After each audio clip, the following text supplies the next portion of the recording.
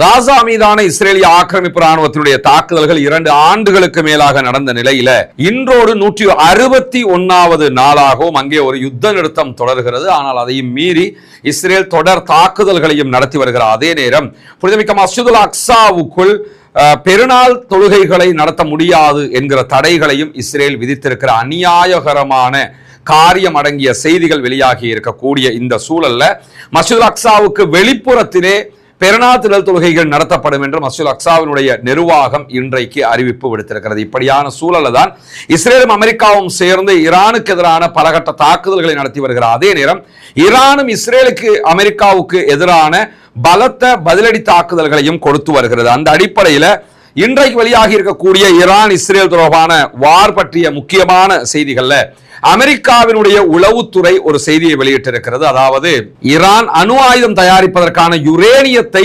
செறிவூட்டுகிறது என்பதில் எந்த உண்மையும் இல்லை என்பதுதான் அந்த செய்தியினுடைய மிக முக்கியமான சாராம்சமாக இருக்கிறது. ஆல்ரெடி ஈரான் இதை சொல்லிக்கிட்டே இருந்தாங்க, நாங்க யுரேனியத்தை செறிவூட்டல, அணு ஆயுதம் தயாரிக்கிற எண்ணம் எங்களுக்கு கிடையாது என்று சொல்லிக்கொண்டே இருந்தார்கள். ஆனால் இல்ல அவங்க அணு ஆயுதம் தயாரிக்க போறாங்க, அவங்களை இப்பவே நீங்க தாக்கி அழிக்கணும், அதுதான் உங்களுக்கு பாதுகாப்பு என்று சொல்லி டொனால்ட் ட்ரம்பை உசுப்பேத்தி விட்டாங்க இஸ்ரேல்காரங்கிற செய்திகள் இப்பொழுது அமெரிக்காவில் மிகப்பெரிய ஒரு அழுத்தகரமான செய்தியாக மாறி இருக்கிறது.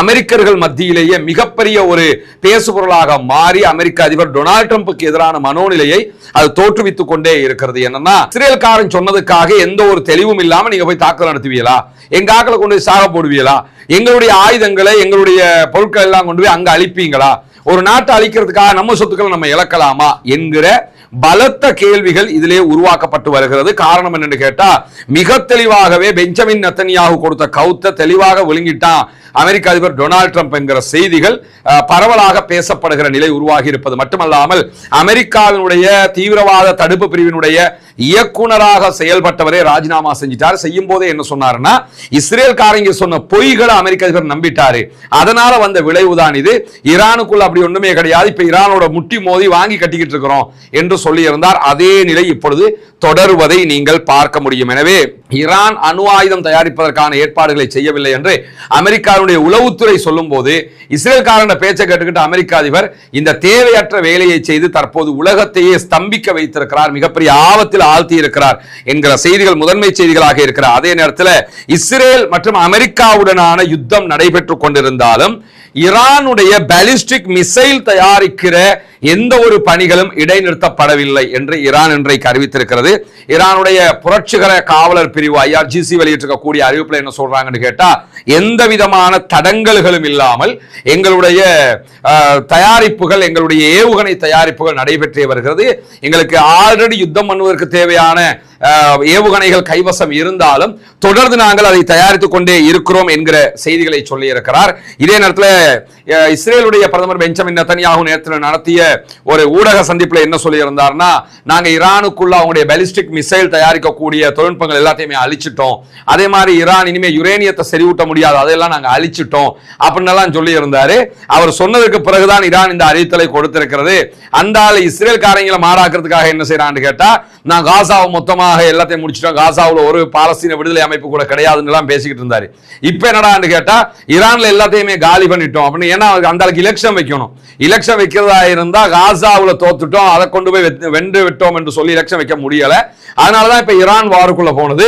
ஈரானுடைய வாராலையும் அவர்களால் அந்த நிலைக்கு போக முடியாது. பெஞ்சமின் நெத்தன்யாஹுடைய எதிர்காலம் சூனியமாய் போய்விடும் என்பது மட்டும் நிச்சயமாக தெரியக்கூடிய ஒரு சூழல்ல ஈரான்ல தாங்கள் நடத்தி வரக்கூடிய யுத்தத்தினால் எரிசக்தி சந்தைகள் ஏற்படக்கூடிய பாதிப்புகளை கட்டுப்படுத்த அமெரிக்கா போராடி வருகிறது என்பது உலகத்துக்கே தெரியும். ஏன்னா LNG பெரிய தட்டுப்பாடு ஆகிடுச்சு, பெட்ரோல் தட்டுப்பாடு ஆகிடுச்சு, டீசல் தட்டுப்பாடு ஆகிடுச்சு, எந்த ஒரு கம்பெனிஸையும் அடுத்து இயக்க முடியுமா என்கிற சந்தேகம் இருக்கிறது. உலக நாடுகள் முழுவதும் பெட்ரோலியத்திற்கு மிகப்பெரிய தேவைப்பாடு ஏற்பட்டிருக்கிறது. ஏன்னா ஹொர்முஸை மூடி வச்சிருக்கிறாங்க ஈரான், அந்த ஹொர்முஸ் வழியாக எந்த கப்பல்களும் பயணிக்க முடியவில்லை. இன்றைய நாள் இன்னைக்கு வந்திருக்கக்கூடிய செய்தி பிரகாரம் ஹொர்முஸ்ல இருந்து எந்த கப்பலுமே போகல. 3000க்கும் மேற்பட்ட கப்பல்கள் தரித்து நிற்கிறது. அதற்குள் இருக்கக்கூடிய மாலுமிகள் தவித்துக் கொண்டிருக்கிறார்கள் என்கிற செய்திகள் எல்லாம் வெளியாகி கொண்டிருக்கக்கூடிய சூழல்ல உலகம் முழுவதும் பெட்ரோலிய தேவை ஏற்படும் போது இப்ப என்ன பண்றது என்னும்போது, நாங்க யாராவது ரஷ்யாட்ட இருந்து பெட்ரோல் எண்ணெய்களை பெற்றுக்கொண்டீங்கன்னு சொன்னா உங்க மேலதான் நாங்க டாரிஃப் போடுவோம்னு இந்தியா மேலேயே பெரிய அளவுக்கு வரிகளை விதித்தார் அமெரிக்க அதிபர் டொனால்ட் ட்ரம்ப். நீங்க அதாவது ரஷ்யாட்ட இருந்து பெட்ரோல் எடுக்கக்கூடாது, எண்ணெய்களை எடுக்கக்கூடாது என்பதுதான் அவருடைய கச்சா எண்ணெய் எடுக்கக்கூடாது என்பது அவர்களுடைய தடை. இப்படி ரஷ்யா மேல தடை, ரஷ்யாட்ட இருந்து யாரும் கச்சா எண்ணெய் வாங்கக்கூடாதுன்னு தடுத்தவர்கள் இந்த யுத்தத்துல மாட்டிக்கிட்டு இருக்கிற மாட்டு இருக்குதுல்ல, தாங்க முடியாத ஒரு ஆப்ப தாங்களே எடுத்து சொல்லி கொண்டிருக்கிறாங்க. அதனால இந்தியா உள்ளிட்ட எந்த நாடாக இருந்தாலும் ரஷ்யாட்ட இருந்து நீங்க வேண்டிய அளவுக்கு இதுக்கு பிறகு க்ரூட் ஆயில இறக்குமதி பண்ணிக்கலாம் அப்படின்னு சொல்லி அறிவிச்சிட்டாங்க. இப்ப என்ன ஆலோசனை பண்ணிக்கிட்டு இருக்கிறாங்கன்னு கேட்டா, ஈரானுக்கு ஆல்ரெடி ஈரான்ட்ட யாருமே பெட்ரோல் வாங்கக்கூடாது, க்ரூட் ஆயில் வாங்கக்கூடாது என்கிற தடை இருக்கிறது. அந்த தடையை நீக்குவதற்கு, பகுதி அளவு நீக்குவதற்கு அமெரிக்கா திட்டமிடுகிறது. இப்ப என்ன யோசனைன்னா, அமெரிக்க அதிபரும் அமெரிக்காக்காரங்களும் லூசுகளா அல்லது அவங்களை பார்த்துக்கிட்டு இருக்கிற மற்றவங்க லூசுகளாங்கிற கேள்வி வருதா இல்லையா? ஏன்னா நீ ஒரு நாட்டை அழிச்சுக்கிட்டு இருக்கிற, அந்த நாட்டை அழிச்சுதான் தீருவன்னு சொல்ற, அழிக்கிற நாட்டில இருந்து எல்லாரும் பெட்ரோல் வாங்கிக்கொண்டு வேற சொல்ற. அந்த நாட்டு மேல இத்தனை ஆண்டு கால பொருளாதார தடை எதுக்கு விதிக்கப்பட்டுச்சு ஈரான் மேல? ஈரான் கொடிய நாடு, ஈரான் யாரும் எடுக்கக்கூடாது, ஈரான் அழிக்கணும், ஈரான் அணு ஆயுதம் பண்ணுது, ஈரானால இஸ்ரேலுக்கு திரட்டுன்னு இருக்குது, இதெல்லாம் சொன்னாங்கல்ல. அப்படி சொல்லிக்கிட்டு தான் இப்ப வரைக்கும் யுத்தமே, இன்ன வரைக்கும் ஈரான் மேல அட்டாக்கும் பண்றாங்க. பண்ணிக்கிட்டு என்னன்னா, நாங்க உங்களுக்கு அடிப்போம், ஆனா பெட்ரோலும் வித்துக்கிறீங்க, நாங்க அவங்களுக்கு அடிப்போம், நீங்க பெட்ரோலையும் வாங்கிக்கிறீங்க என்று சொல்லி இந்த மாதிரி ஒரு நிலைக்கு அமெரிக்கா வந்திருக்கு. இதெல்லாம் என்ன காட்டுது? அமெரிக்காவுடைய இந்த யுத்தத்துல என்ன லட்சணத்துல இருக்காங்கன்னு காட்டுதா இல்லையா? அமெரிக்கா என்றால் அத்தனை நாடுகளும் அஞ்சுகிற விதமாக இருந்தது. இப்பொழுது அத்தனை நாடுகளும் கீழே விழுந்து தூங்குகிற நிலையாக மாறி இருக்கு. இதுக்கிடையில இந்த ரணகளத்துக்குள்ள கிளுகிழுப்பும் வாங்கல, அது மாதிரி இன்னைக்கு மோடிஜியுடைய போட்டோவை போட்டு நம்ம பக்கத்து நாடு இருக்குல்ல, அந்த போட்டோவை போட்டு என்னன்னு கேட்டா, இந்தியா அடக்கியது ஈரானை அப்படின்னு சொல்லி போஸ்டர் பரப்பிக்கிட்டு இருக்கிறாங்க. அது என்னையா, இந்தியாவுக்கு பெட்ரோல் தர முடியாது அப்படின்னு சொல்லி ஈரான் சொல்லிச்சான். நீங்க எங்களுக்கு க்ரூட் ஆயில் தரலன்னா ஹொர்முஸ் வழியாக எங்க கப்பலை வர விடலன்னு சொன்னா தொலைச்சிருவோம் பாத்துக்க.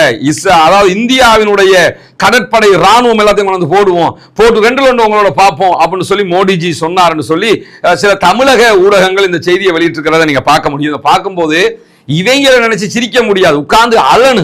ஏண்டா என்ன நேரத்தில் என்ன மாதிரி காமெடி பண்ணிக்கிட்டு இருக்கிறீங்க நீங்க? அவ்வளவு கோபம் இருக்கிற மாதிரி காமெடி பண்ணக்கூடிய ஒரே ஆக்கள் இந்த மோடிஜியுடைய ஆக்கள் தான். என்னன்னா, அமெரிக்காக்காரனே அங்க தாக்கு பிடிக்க முடியாம துண்டக்கானம் துடிய காணம் ஓடிக்கிட்டு இருக்கிறான். ஜெரால்டு ஹோடு ஓடிடுச்சு, யுஎஸ்எஸ் ஆப்ரகாம் லிங்கன் திரும்பி போயிடுச்சு. இந்த யுத்தத்தை எப்படிடா நிறுத்துறதுன்னு சொல்லி தவிச்சுக்கிட்டு இருக்கிறார் டொனால்ட் ட்ரம்ப். அதுக்குள்ள இவர் அங்க கிழிச்சிருவாராம். ஒருத்தனுக்கு எந்திரிச்சு நிக்கவே துப்பில்லையாம்னு சொல்லுவாங்கல்ல, அந்த மாதிரி கதையாக அவருடைய செயல்பாடுகள் இருப்பதை நம்ம பார்க்க முடியும். அந்த மாதிரி இடையில ஒரு செய்தியும் இன்றைக்கு வந்திருக்கக்கூடிய சூழல்ல, அமெரிக்கா ஈரான்ட்ட இருந்தே பெட்ரோல்களை பெற்றுக்கொள்ளுங்க, ஈரான் மீதான தடைகளை நாங்க நீக்கிறதுக்கு தயாராகிறோம் என்கிற நிலைக்கு வந்திருக்கிறார்கள். இது அமெரிக்காவுக்கு பட்டு கேவலம் இந்த யுத்தத்தில் என்கிறதையும் புரிஞ்சுக்கிறீங்க. அதை தாண்டி தெற்கு இஸ்ரேலில் இருக்கக்கூடிய திமோனா, நெகோவ் பாலைவனத்தில் இருக்கக்கூடிய இஸ்ரேலுடைய பகுதிகள், இந்த பகுதிகளில் எல்லாம் இன்றைக்கு 64வது அலை தாக்குதல்களை ஈரான் இன்றைக்கு வெள்ளிக்கிழமை கிட்டத்தட்ட 6வது தடவை இஸ்ரேலை நோக்கியும் மற்ற பகுதிகள் மேலேயும் ஈரான் இன்றைக்கு தாக்குதல்களை நடத்தி கொண்டிருக்கிறது. பொதுவாக ஒரு நாளைக்கு ஒரு அலை அல்லது 2 அலை தாக்குதல் நடத்துவாங்க. இன்னைக்கு 64வது அலை தாக்குதலில் 6ஆம் கட்ட தாக்குதல்கள் இஸ்ரேலை நோக்கி நடத்தப்படுகிறது. வெள்ளிக்கிழமை காலை முதல் நடத்தப்படுகிற இந்த தாக்குதல்கள்ல கடுமையான சைரன் சத்தங்கள் எல்லாம் பல இடங்களில் கேட்டுக்கொண்டிருக்கிறது என்று ஹீப்ரு ஊடகங்கள் சொல்லுகிறார். அதே நேரம் நேற்று ஹைஃபா போட்ட தீ வச்சு எரிச்சுக்கிட்டு இருந்தாங்க. அவ்வளவு ஏவுகணை தாக்குதல் ஹைஃபா மேல. அந்த வீடியோக்கள் எல்லாம் நேற்று முதல் வெளியாகி கொண்டிருக்கக்கூடிய சூழல தான் இன்றைக்கு மீண்டும் இஸ்ரேலை நோக்கி ஏவுகணை தாக்குதல்களை நடத்தி இருக்கிறது. அது மட்டுமல்லாமல் இன்றைக்கு IRGC ஒரு முக்கியமான அறிவித்தலையும் எடுத்திருக்கிறாங்க. வெற்றி நமக்கு அருகாமையிலேயே இருக்கிறது என்று சொல்லிட்டு புதிய ஏவுகணை தாக்குதல்ல அமெரிக்காவுடைய தளங்கள், இஸ்ரேலுடைய ராணுவ உட்கட்டமைப்புகள் மீதெல்லாம் நாங்கள் கடும் தாக்குதல்களை நடத்தி இருக்கிறோம் என்கிறது IRGC. ஆபரேஷன் ட்ரூ பிராமிஸ் 4 வெற்றிகரமாக நடைபெற்று வருகிறது என்று சொல்லக்கூடிய ஈரான் ரமலான் மாதத்தினுடைய இறுதி நாட்கள்ல கடுமையான தாக்குதல்களை இஸ்ரேல் மேலேயும் அமெரிக்கா மேலேயும் நடத்தி இருக்கிறோம் என்று சொல்றாங்க. ஆளில்லா விமானங்கள், வான் வழி கட்டளை மையங்கள், அதே போன்று விமானங்களை பராமரிக்கிற பராமரிப்பு வசதிகள், அமெரிக்கா தலைமையிலான கூட்டணியுடைய செயல்பாட்டு மையம் என்று சொல்லி இதையெல்லாம் கொண்டிருந்த அலி அல் ஷலோம் என்கிற தளத்தின் மீது மிக உச்சமான தாக்குதல்கள் நடத்தப்பட்டிருக்கிறது. அதே போன்று அமெரிக்காவுடைய முக்கியமான பல நிலைகள் மீதும் இன்றைக்கு IRGC தாக்குதல்கள் நடத்தியிருக்கிறது. அதே நேரம் அல் வஃபா தளத்தில் இருக்கக்கூடிய ரேடார் அமைப்புகள் மேலேயும் தாக்குதல்களை நடத்தி இருக்கிறது IRGC. ஏவுகணை தடுப்பு ரேடார் சிஸ்டங்கள் மீதும் அங்கு தாக்குதல்கள் நடத்தப்பட்டிருக்கிறது. அதே நேரம் இஸ்ரேலில் இருக்கக்கூடிய பகுதிகள் முழுவதும், இஸ்ரேலுடைய ரேடார் இருக்கக்கூடிய பகுதிகள், செயற்கைக்கோள்கள் இயங்கக்கூடிய பகுதிகள், ஏவுகணை பாதுகாப்பு மையங்கள் மீதெல்லாம் தாக்குதல்கள் நடத்தி இருக்கிறது என்று சொல்லிட்டு, நாங்கள் யுத்தத்திற்கு செல்வது ஒரு தோல்வியே கிடையாது, இறைவன் எங்களுக்கான தோல்வியினுடைய பாதையை மூடியிருக்கிறான், இறைவனுடைய அருளால் வெற்றியும் எங்களுக்கு அருகில் தான் இருக்கிறது என்கிறது IRGC-யினுடைய அறிவிப்பு. இதை தொடர்ந்து நேற்றைய தினம் நமக்கு தெரியும், ஹைஃபாவிலையும் கடுமையான தாக்குதல்களை எல்லாம் அவர்கள் நடத்தி இருந்த நிலையில தான் இன்றைக்கு வெளியாகி இருக்கக்கூடிய இன்னும் ஒரு முக்கியமான செய்தி என்னவென்று சொன்னால், உலகின் நம்பர் 1 விமானம் என்று சொல்லக்கூடிய F-35 விமானங்கள் மீது தாக்குதல் நடத்தி இருந்தது ஈரானுடைய IRGC. இதுதான் F-35 விமானம், கண்ணுக்கு தெரியாமல் ஒளிந்து ஓடுகிற விமானம் என்று அதற்கு பெயர். இந்த விமானம் நேற்று தாக்கப்படுகிற காட்சி தான் இது. நேற்றும் நம்ம காட்டியிருந்தோம். இந்த விமானத்தை கரெக்டா குறிபார்த்து அடிச்சிருந்தாங்க ஈரானுடைய IRGC. இந்த விமானங்கள் தான் அந்த விமானம். அந்த விமானம் நேற்று தாக்கப்பட்டது மிகப்பெரிய இழப்பாக சர்வதேச அளவில் பார்க்கப்படுகிறது. காரணம் என்னன்னு கேட்டா, இன்றைக்கு ஈரானுடைய பாராளுமன்ற சபாநாயகர் முகமது கலீபா வெளியிட்டிருக்கக்கூடிய அறிவிப்பு மிக துல்லியமாகவும் சூப்பராகவும் இருக்கிறது. அதில் அவர் என்ன சொல்றாருன்னு கேட்டா, அமெரிக்காவுடைய F-35 விமானங்கள் நேற்று சுட்டு வீழ்த்தப்பட்டது என்பது புதிய உலகத்தினுடைய புதிய ஒழுங்கு விதியையே காட்டுகிறது. அதுக்கான காரணம் என்னென்று அவர் சொல்லும் போது மேலதிகமாக என்ன சொல்றாருன்னு கேட்டா, அமெரிக்காவினுடைய ஆணவத்தின் சின்னமாகத்தான் இந்த விமானங்கள் இருந்தது. எங்ககிட்ட F-35 இருக்குது, அடிச்சு நொறுக்கிடுவோம் பாத்துக்க அப்படின்னு சொல்லி உலகத்தை அவன் ஆட்டிக்கிட்டு இருந்தது இந்த F-35 வச்சுதான். அமெரிக்காவுடைய ஆணவத்தின் சின்னமாக இது இருந்தது. மேற்கத்திய நாடுகள் தலைமையிலான உலக ஒழுங்கின் சரிவை இது காட்டுகிறது. இதை வச்சுக்கிட்டு தான் உலகத்தையே இவங்க ஆட்டிக்கிட்டு இருந்தாங்க. அதை நாங்க சுட்டு வீழ்த்தி இருக்கிறோம். எனவே உலகத்தில் இனி அவங்க ஆணவத்தோடு ஆட முடியாது என்று சொல்லக்கூடிய சபாநாயகர், ஈரானுடைய பாராளுமன்ற சபாநாயகர் அவர்கள், F-35 என்பது ஒரு போர் விமானம் மட்டுமல்ல, அமெரிக்க ராணுவத்தின் வெல்ல முடியாத தன்மைக்கும் ஆணவத்திற்கும் ஒரு எடுத்துக்காட்டாக இருந்தது. எங்களெல்லாம் ஜெயிக்க முடியாது, ஏந்திரமே எங்கள்கிட்ட F-35 இருக்குது அப்படின்னு சொல்லிக்கிட்டு இருந்தாங்க. எந்த கண்ணுக்கும் புலப்படாதது இது வானத்துல உயரத்துக்கு போயிடுச்சுன்னு சொன்னா கண்ணுக்கு புலப்படாத அளவுக்கு மறையக்கூடிய தன்மை கொண்டது. அந்த அளவுக்கு டெக்னாலஜிக்கலா தயாரிச்சு வச்சிருந்தாங்க. எல்லா சக்திகளையும் விட மேலான சக்தி எங்களிடம் தான் இருக்கிறது அப்படின்னு சொல்லி இந்த F-35 வச்சுக்கிட்டு மாறுதட்டிக்கிட்டு தெரிஞ்சாங்க. ஆனால் எல்லாவற்றுக்கும் மேலாக அல்லாஹ்வினுடைய சக்தி இருக்கிறது என்பதை அவர்கள் புரியவில்லை என்று சொல்லக்கூடிய கலீபா அவர்கள் குர்ஆனுடைய வசனத்தை மேற்கோள் காட்டியிருப்பது மட்டுமல்லாமல், அமெரிக்காவினுடைய இந்த F-35 தொடர்பான தொழில்நுட்பம் தொடர்பான கட்டுக்கதைகள் எல்லாம் தகர்த்தெறியப்பட்டு விட்டது என்று சொல்லி இருக்கிறார். தொடர்ந்து அவர் அதை பற்றி பேசும்போது என்ன சொல்றான்னு கேட்டா, இந்த அமெரிக்காவுடைய ஆணவத்தின் சின்னம் உலகத்தின் முதல் தடவையாக சுட்டு வீழ்த்தப்பட்டிருக்கிறது என்று அந்த இடத்திலையும் ஒரு குர்ஆன் வசனத்தை கோட் பண்ணி நபிகள் நாயகம் ஸல்லல்லாஹு அலைஹி வஸல்லம் அவர்களுக்கு அல்லாஹ் தஆலா சொல்லக்கூடிய போர்க்களத்தில் ரசூலுல்லாஹ் மண்ணை எடுத்து சிறிய கற்களோடு சேர்த்து வீசும்போது அதை எரியும் போது நீங்க எரியல, அல்லாஹ்வே எரிந்தான் என்கிற வசனம் திருமறை குர்ஆனில் வரும். அந்த வசனம், அதாவது 8வது அத்தியாயம் 17வது வசனத்தை எடுத்து காட்டி அவர் இந்த செய்திகளை எழுதியிருக்கிறாரு. ஒரு முழுமையான உலகத்தின் சக்தி வீழ்த்தப்பட்ட தருணமாக இது இருக்கிறது என்பதுதான் அவருடைய கருத்து. குறிப்பாக இந்த ஒரு விமானம் மட்டுமே 100 மில்லியன் அமெரிக்க டாலர்கள், கிட்டத்தட்ட 10 கோடி அமெரிக்க டாலர், ஸ்ரீலங்கா பணம் கிடையாது, 10 கோடி அமெரிக்க டாலர். ஒரு டாலர் ஸ்ரீலங்கால 300 ரூபா போகுது. 10 கோடியை 300 மடங்குல பெருக்கி பாருங்க எவ்வளவு வரும். அவ்வளவு பெருமதியான ஒரு விமானம், உலகத்திலே நம்பர் 1 விமானத்தை சுட்டு வீழ்த்தி இருக்கிறார்கள். அதை தாண்டி IRGC இன்னைக்கு ஒரு அறிவிப்பு விடுத்திருக்கிறாங்க. படிக்கும் போதே சிரிப்பு வந்தது. இப்ப நீங்க பார்க்கும்போது உங்களுக்கும் சிரிப்பு வரும். காரணம் என்னன்னு கேட்டா, இன்னைக்கு IRGC வெளியிட்டிருக்கக்கூடிய அறிவிப்பு இந்த கப்பலை பற்றியது. இது USS ஆபிரகாம் லிங்கன் கிடையாது, ஜெரால்ட் ஃபோர்ட் கப்பல். இது USS ஆபிரகாம் லிங்கனுக்கு நிகரான அதை விட பெரிய கப்பல் இதை சொல்லுவாங்க. ஆல்ரெடி USS ஆபிரகாம் லிங்கன் இங்க இருந்து கிளம்பிட்டாங்க. போயிட்டு வரோம் அப்பா, எங்களால் உங்களை தாக்கு பிடிக்க முடியல, நாங்க போயிட்டு வர்றோம்னு சொல்லி கிளம்பிட்டாங்க. இப்ப அவனுடைய சகோதரன் கிளம்பிட்டாரு. ஜெரால்ட் ஃபோர்டும் மத்திய கிழக்குல இருந்து கிளம்பி போய்கிட்டு இருக்கிற கூடிய நேரத்தில் இது தொடர்பாக இன்றைக்கு IRGC ஒரு செய்தியை வெளியிட்டிருக்கிறது. அந்த செய்தி இந்த கப்பலோட லட்சணம் என்ன, அமெரிக்கால லட்சணம் என்னங்கிறத காட்டும். அவங்க சொல்லும் போது என்ன சொல்றாங்கன்னு கேட்டா, அமெரிக்க விமானம் தாங்கி கப்பலுடைய திடீர் பின்வாங்கலும், அதுல இருக்கக்கூடியவங்களுடைய நிலையும் பார்க்கும்போது அமெரிக்க ராணுவம் சோர்வடைந்து இருக்கிறது, அவர்களுக்கு எந்த ஒரு ஆதரவும் இல்லை என்பது தெரிகிறது. ஆணவமிக்க சக்திகளுடைய பொருள் பலத்தினுடைய வெறுமையை இது நிரூபித்திருக்கிறது. உலகத்துல இந்த கப்பல், அந்த அதாவது F-35 விமானங்கள் இதெல்லாம் வச்சுக்கிட்டு தான் ஆணவம் காட்டிக்கிட்டு இருந்தாங்க. இப்ப ஆணவத்தை கீழே போட்டு மிதிச்சு இருக்கிறோம் அப்படின்னு சொல்லக்கூடிய IRGC மேலதிகமாக என்ன சொல்றாங்கன்னு கேட்டா, இந்த கப்பலுடைய வருகைக்கும் வரும்போது இந்த கப்பலை பத்தி என்னெல்லாம் சொன்னீங்க, இப்ப போகும்போது ஏன் வெஸ்ட் மீடியாக்கள் பேச மாட்டேங்கிறீங்க அப்படின்னு சொல்லி அவங்க கிண்டல் அடிக்கிறாங்க. வரும்போது பெரிய ஆரவாரத்தோட USS ஜெரால்ட் ஃபோர்டு வருகிறது, USS ஆபிரகாம் லிங்கன் வருகிறது, ஈரான் காலி, ஈரானை இத்தோட முடிச்சிருவாங்க, இப்படி அப்படின்னு சொல்லி என்னம்மா பேச்சு பேசுனீங்களா. ஆனா இப்ப போகும்போது அது திரும்பி செல்கிறது. வரும்போது எப்படின்னா வருகிறது அடிச்சு நொறுக்கிறோம்னாங்க, போகும்போது திரும்பி செல்கிறது. ஏன் திரும்பி செல்கிறதா? சலவை இயந்திரத்தில் ஏற்பட்ட கோளாறு காரணமாக அதன் மீது ஏற்பட்ட தாக்கத்தினால வந்த தீ, ஒரு ஏவுகணை தாக்குதல் ஏற்பட்டுச்சா, அதுல சின்ன ஒரு இடத்துல நெருப்பு பிடிச்சா, அதனால சலவை இயந்திரத்தில் ஏற்பட்ட தீ காரணமாக அது திரும்பி செல்கிறது. ஒரு ஏவுகணை பட்டு முடிய திரும்பி போற லட்சணத்துல இருக்கிறீங்களா? அதுதான் உண்மையா? அப்ப அது உண்மை இல்லை. வாங்கி கட்டிட்டு இனிமே இயங்க முடியல, இனிமே இதை பயன்படுத்த முடியல போது திரும்பி போறாங்கிற செய்திகள் வெளியாகி இருக்கிறது. போறதை பத்தி அவங்க சொல்லும் போது தான் சொல்றாங்க, வரும்போது எப்படி வந்தீங்க, போகும்போது அமைதியாக உங்களை ஆணவம் எல்லாம் கீழே விழுத்தாட்டப்பட்டு போய்கிட்டு இருக்கிறீங்க. அமெரிக்காவும் ஜியோனிஸ்டுகளும் இஸ்ரேல் காரணம் இதை நம்பித்தான் நீங்க வந்தீங்க, அது இன்றைக்கு உங்களுக்கு இல்லாத ஒரு நிலையாக மாறி இருக்கிறதுன்னு சொல்லிட்டு கப்பல்ல நீங்க திரும்பி போகும்போது கப்பல்ல இருக்கக்கூடிய சலவை இயந்திரத்துல, யுத்தத்துக்கு சம்பந்தமே இல்லாத சலவை இயந்திரத்துல ஏற்பட்ட கோளாறுனால, அதுல ஏற்பட்ட தீயினால திரும்பி போறோம்ங்கிறீங்க. அதுல எல்லாம் தீ ஏற்பட்ட திரும்பி போகணுமா? நின்று எவ்வளவு பெரிய யுத்தத்துல நம்ம நிக்கிறோம், நீங்க நின்று சண்டை பிடிக்க வேணாமா? அப்படின்னா நீங்க அதுல ஏற்பட்ட கோளாறுல போகல, முழு கப்பல்லையும் கோளாறு. உங்களுக்கு அதை வச்சு இனிமே யுத்தம் பண்ண முடியாது. நீங்க நினைச்சுக்கிட்டு இருந்த இரும்பு குவிமாடம் கீழே விழுந்து விட்டது அப்படின்னு சொல்லக்கூடிய IRGC மேலதிகமாக என்ன சொல்றாங்கன்னு கேட்டா, இந்த பின்வாங்குதலை கேவலமாக பின்வாங்கிட்டு இது ஒரு சாதாரண விஷயமாக சித்தரிக்க பாக்குறீங்க. சாதாரண விஷயம் இல்லை, நீங்க யுத்தத்துக்கு வந்த வரத்துக்கு எங்களை அழிச்சிட்டு போயிருக்கணும், எங்களை உங்களால அழிக்க முடியாம போயிடுச்சுன்னு சொல்லிட்டு கூடுதலாக கேலி பண்றாங்க. IRGC என்ன சொல்றாங்கன்னு கேட்டா, ஒரு நெருக்கடியை எதிர்கொண்டிருக்கக்கூடிய இந்த நேரத்தில் நீங்க பின்வாங்குறது உங்களுக்கு மிகப்பெரிய வெக்கமான ஒரு காரியம். போர்க்களத்தை விட்டு வெளியேற்றப்படுவதற்கு நிர்பந்திக்கப்பட்டிருக்கிறீங்க. இந்த மாதிரியான நேரத்தில் நீங்க என்ன பெரிய பிரம்மாண்டமான ராணுவம் கேட்கிறாங்க.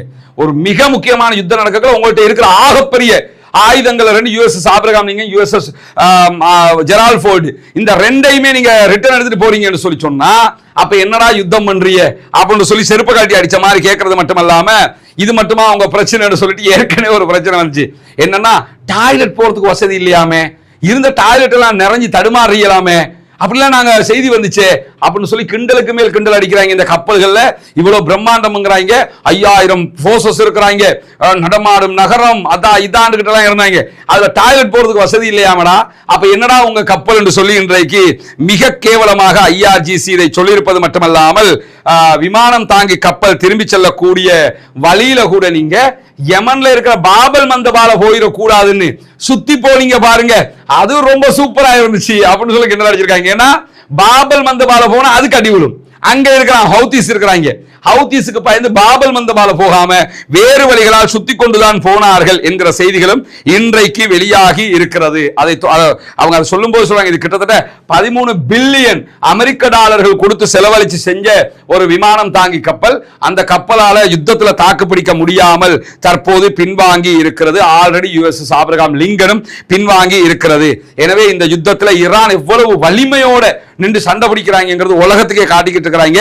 IRGC மேலதிகமாக இன்னொரு செய்தியை சொல்றாங்க என்னன்னு கேட்டா, நீங்க ஈரானுடைய கடற்படையை அழித்து விட்டேன், 36 கப்பல்கள் காலி, 40 கப்பல்கள் காலி என்னெல்லாம் பீத்திக்கிட்டு தெரிஞ்சீங்களே, உங்க இந்த ஒரு கப்பலை உங்களால காப்பாற்ற முடியாம போயிடுச்சேங்கிறாங்க. எங்களை பத்தி பொய்க்கு மேல் பொய் சொன்னீங்க, ஈரானுடைய கடற்படையை அழிச்சிட்டோம்னு அமெரிக்க அதிபர் சொன்னாரு, கடற்படையை அழிச்சிருந்தா நீங்க இதுக்கு பின்னாடி போறீங்க அப்படின்னு சொல்லி இன்றைக்கு எல்லாத்தையுமே திரும்ப தோண்டி எடுத்து கேட்டது மட்டுமல்லாம, அமெரிக்க இஸ்ரேலிய ஆக்கிரமிப்புக்கு ஆதரவளிப்பது என்பது உங்கள் மீதும் எங்களுடைய தாக்குதலை தூண்டும் என்று இன்றைக்கு பிரித்தானியாவுடைய வெளிவிவகார அமைச்சரிடத்தில் தெளிவாக சொல்லி இருக்கிறார் ஈரானுடைய ஃபாரின் மினிஸ்டர் அப்பாஸ் ஆராக்சி. ஏன்னா பிரித்தானியா நீங்க அமெரிக்காவுக்கு சப்போர்ட்டா போகக்கூடாது, போனீங்கன்னா நாங்க உங்க மேலேயும் அட்டாக் பண்ணுவோம், அதுக்கு பிறகு நீங்க எங்களை குறை சொல்லிக்கிட்டு வரக்கூடாது, நாங்க ஆக்கிரமிப்புக்கு எதிரான யுத்தத்தில் நிக்கிறோம்னு சொல்லி மிக தெளிவாக இன்றைக்கு அவர் பிரிட்டனுடைய வெளியுறவு அமைச்சரிடத்தில் தொலைபேசியில் பேசும்போது சொல்லி இருக்கிறார் என்கிற செய்திகளும் வெளியாகி இருக்கிற அதே நேரம் ஈரானுடைய யுத்தத்தில் சேருவதற்கு தயங்கியதற்காக நேட்டோவினுடைய நாடுகளை இன்றைக்கு குறை சொல்லி இருக்கிறார் மீண்டும் அமெரிக்க அதிபர் டொனால்ட் ட்ரம்ப். அந்த அப்படித்தான் வச்சுக்கிறீங்களேன். இன்னைக்கு என்ன சொல்றான்னு கேட்டா, இந்த யுத்தத்தில் நேட்டோவினுடைய படைகள் சேர்றதுக்கு விரும்பல, எல்லாம் பச்சை கோழைகள், அவங்களுக்கு தைரியமே கிடையாது, ஈரான் யுத்தத்தில் சேர்றதுக்கு வரவும் இல்லை, அதே மாதிரி ஹார்முஸ் நீர்நிலையை காப்பாற்றுறதுக்கு வரவும் இல்லை, அவங்க தைரியம் இல்லாத ஆட்கள், நேட்டோ ராணுவ கூட்டணியினுடைய சக உறுப்பினர்கள் அத்தனை பேருமே இப்படிப்பட்ட கோழைகள் தான், இவங்களை வச்சுக்கிட்டு எந்த யுத்தமும் பண்ண முடியாது, நாங்க இல்லைன்னா அவங்களால நிக்கவே முடியாது அப்படின்னு சொல்லி இன்னைக்கு அமெரிக்க அதிபர் டொனால்ட் ட்ரம்ப் அவருடைய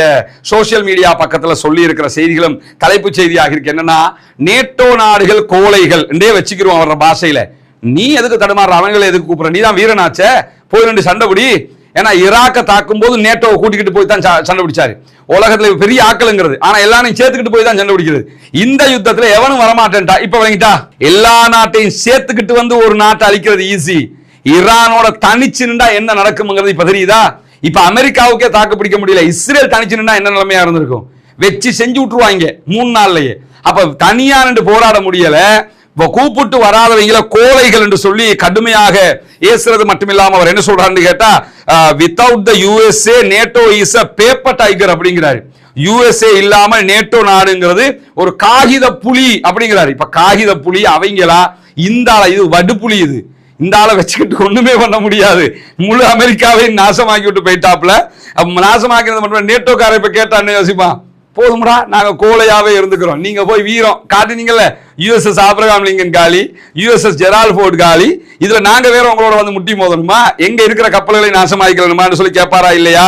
எனவே இந்த யுத்தத்துல தெளிவாக ஈரான் வெற்றி பெற்றுக் கொண்டே இருக்கிறது. இந்த நிமிடம் வரைக்கும் ஈரானுடைய வெற்றி தான் கைக்கு மேல் உயரமாக நிற்கக்கூடிய காட்சிகளை பார்க்க முடியும்.